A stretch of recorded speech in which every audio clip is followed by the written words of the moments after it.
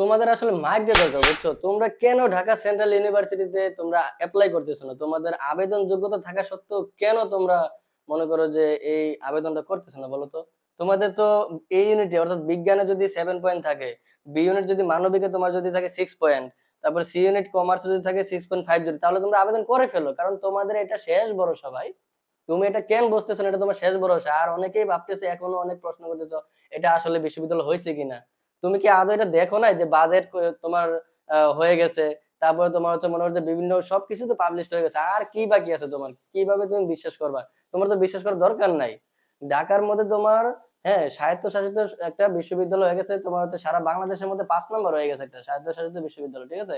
আর এটা হচ্ছে তোমার ঢাকার মধ্যে। আবার বোঝো যে কতটুকু মূল্যায়ন, কি পরিমাণে তোমার হচ্ছে অ্যাপ্লাই করবে, পরীক্ষা দিবে, আবার তুমি চিন্তা করো। তোমরা যদি ইচ্ছা করে না দাও তাহলে এটা তোমাদের ব্যাপার। অনেকে আমাকে এখন প্রশ্ন করে যে যে ভাইয়া ওই যে কলেজ চয়েস দিতে পারতেছি না, সাবজেক্ট চয়েস দিতে পারতেছি না। আরে ভাই, তুমি কোন জায়গায় দেখছো, কোন বিশ্ববিদ্যালয়ে দেখছো তুমি, পাবলিক বিশ্ববিদ্যালয়ে, যে ভর্তি পরীক্ষার আগে তুমি সাবজেক্ট চয়েস দিতে পারবা?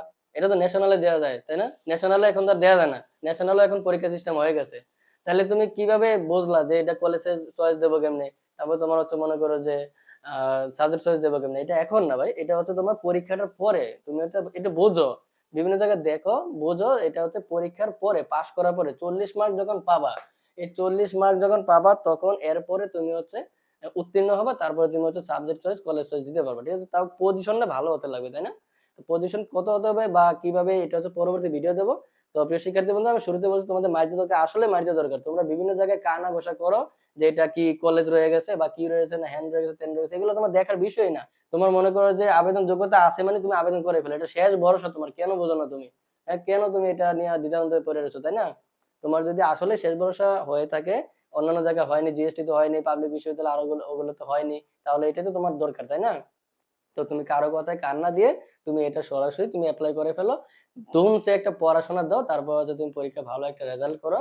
দিন শেষে তোমার জন্য সাত কলেজের যেটা পূর্বের নাম ছিল এখন ঢাকা সেন্ট্রাল ইউনিভার্সিটি, এটা তোমার একটা সিট অবশ্যই হয়ে যাবে। তুমি চিন্তা করো, তুমি একটা সিট পেয়ে গেছো, তুমি পড়াশোনা করতেছো, এই চিন্তা করলে তুমি অবশ্যই চান্স পাবা।